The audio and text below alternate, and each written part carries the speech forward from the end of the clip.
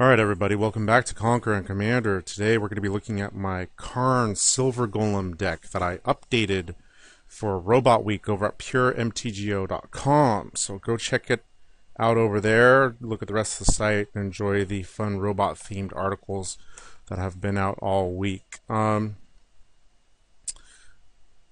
deck list should be up pretty soon as well. Look up my article series, Conquer and Commander. Karn,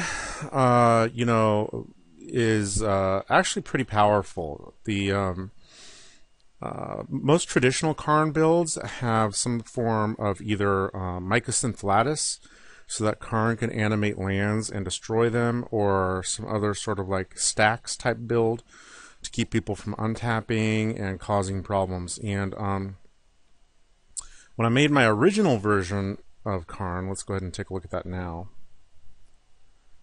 This is Karn, which I made back in December 2010. So yeah, 3 years ago. I kind of outlined that, I didn't want to go that route. Instead, I just wanted a fun artifact deck with a lot of interactions and things that I could do. So, I'll put a link to this in the new article, but you'll be able to see. One of the things is that, and I mentioned it in some of my other,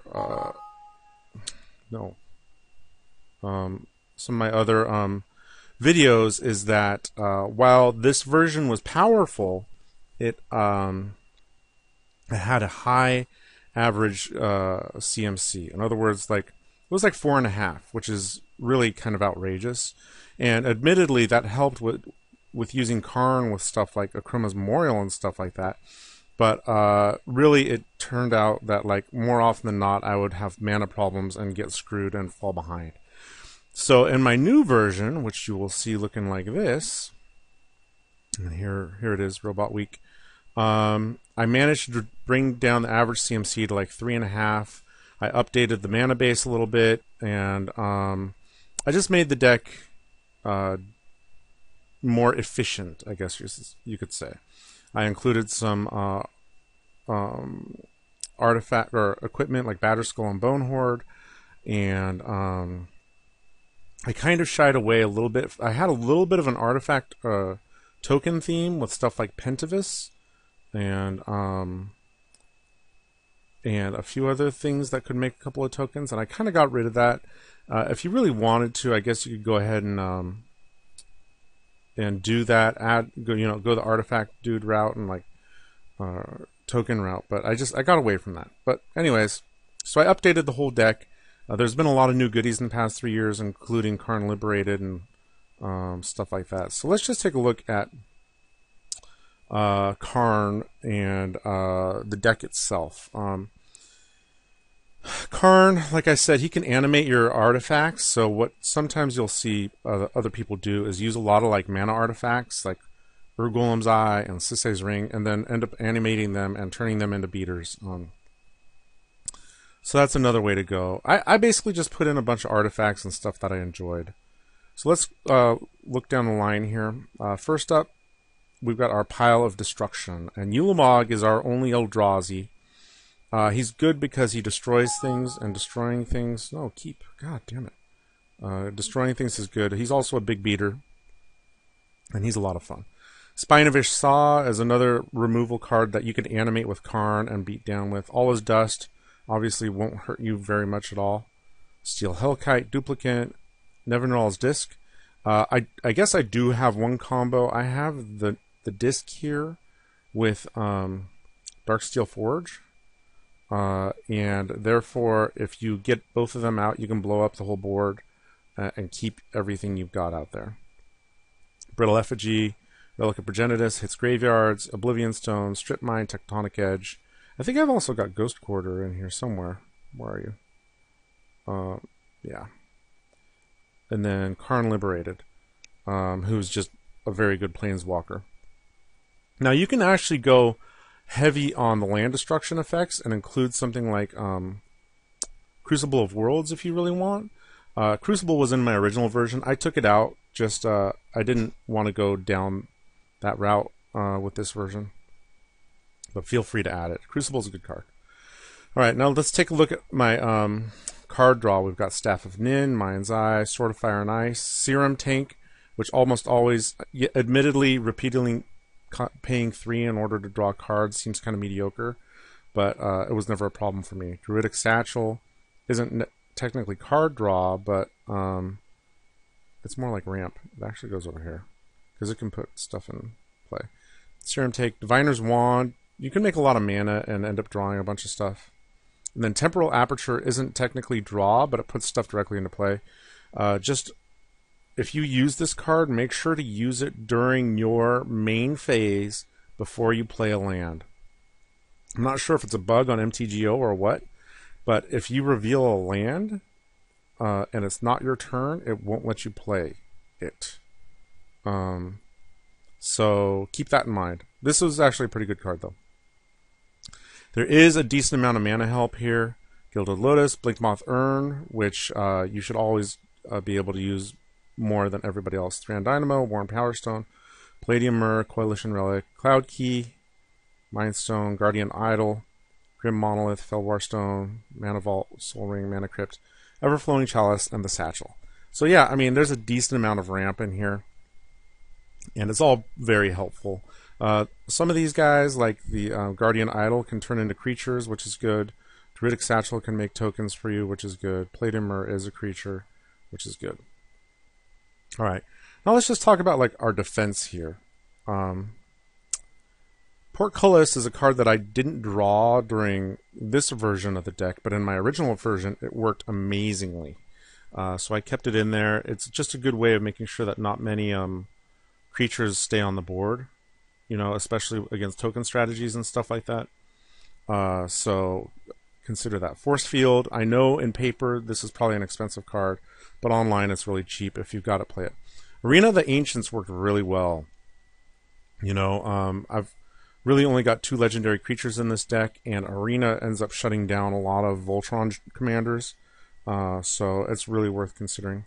Phyrexian Revoker, I'm iffy on this guy. You know, I liked him because he can pick up a sword or something like that and swing, and it's easier to recur him with something like Scarecrow.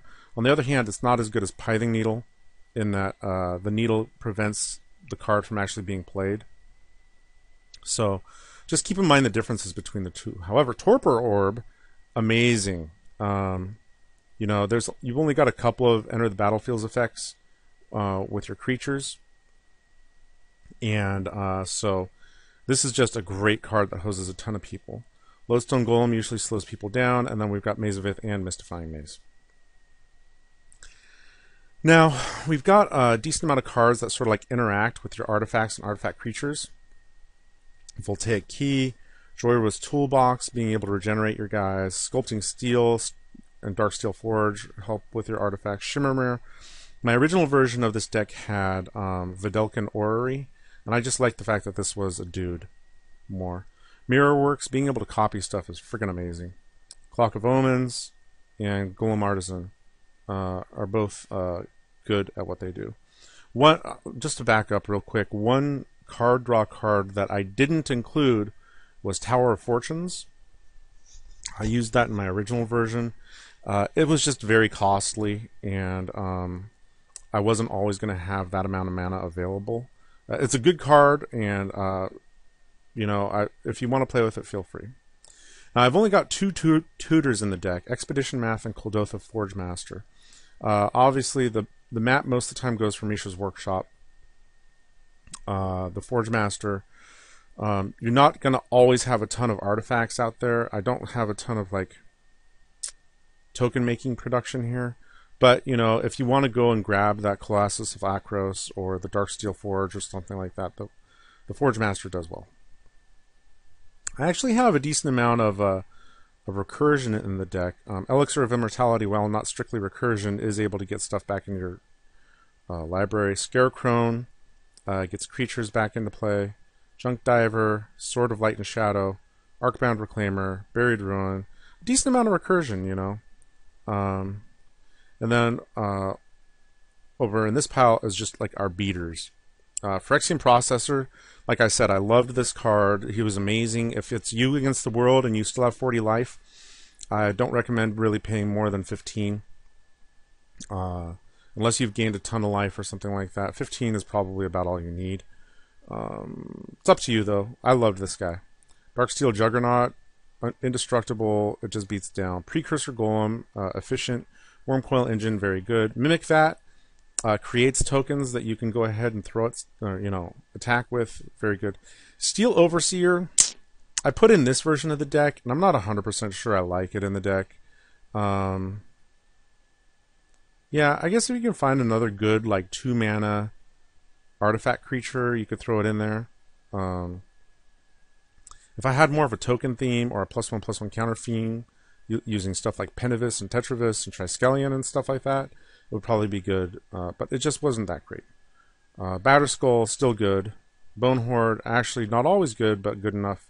And then Colossus of Akros, I loved this guy. He was amazing. Just a huge beater that I loved dealing with. Now, there are no basic lands in this deck, and therefore each of the lands actually has a decent purpose. They help out. Ancient Tomb helps with ramp. Desert can ping weenie. Scorched Ruins is a little risky, but oftentimes people left it alone. And it's a decent amount of ramp, so it's good. Winding Canyons, flashing creatures in. Urborg. People were like, why is Urborg in your deck? Well, Urborg is legal in a brown deck because it doesn't actually have a black mana symbol on it. On top of that, I do have some lands that don't tap for mana, and being able to get them to tap for mana is helpful. Blasted Landscape Cycles, Blinkmoth Nexus. I have a decent amount of lands that become creatures in here, and that's just usually useful for defense. Blinkmoth Well, I never used the ability, but it seemed like it'd be good. I don't know. Crystal Vein, a little bit of ramp. Darksteel Citadel, Deserted Temple, ramp. Dread Statuary, again, it can also be used on the offense as well. Eldrazi Temple. I've only got one Eldrazi, but who knows. God's Eye, High Market, nice sack outlet. Homeward Path, Inkmoth Nexus. If you get desperate, you can put Bonehorde on this guy and then, poison somebody out. Mirren is one of your few sources of life gain aside from Batterskull. Mishra's Workshop, amazing. Mutavault, good. Petrified Field, Phyrexia's Core. Obviously, Phyrexia's Core works well with Spinovish Saw. Reliquary Tower, Rogue's Passage actually was an all-star in the deck. Really good, I liked it a lot. Springjack Pasture, Stalking Stones, Temple of the False God, Thespian Stage, Urza's Factory, Vesuva, and Zoetic Cavern. So that's the deck. I mean, it basically just sort of like ramps a little bit, draws some cards, plays some defense, and then beats down. Let's look at the stats here. Yeah, 3.6. So I cut like, it actually does kind of look like a curve. I'm heavy in the 3 spot, but there are some big fat dudes in here. A couple of the cards that didn't make the cut were Planar Portal. Planar Portal is a good card that unfortunately costs just too much to tutor up your first card.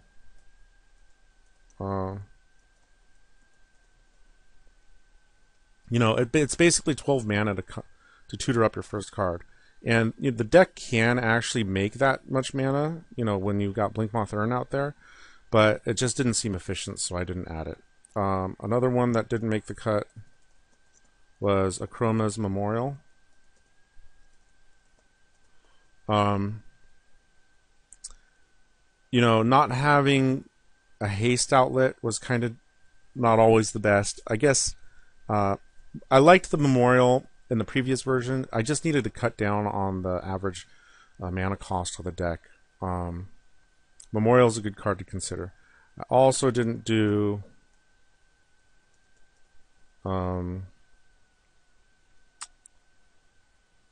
Mycosynth Golem. I don't even own Mycosynth Lattice. Mycosynth Golem, I just don't have enough artifact creatures to really take advantage of the guy. So he didn't make the cut either. There's a couple other cards that I wanted to mess around with. In my previous version, I did have a couple of Arcbound guys. Arcbound Ravager, I think. And Arcbound Crusher. There's the Crusher. The Crusher can actually get pretty big in the deck.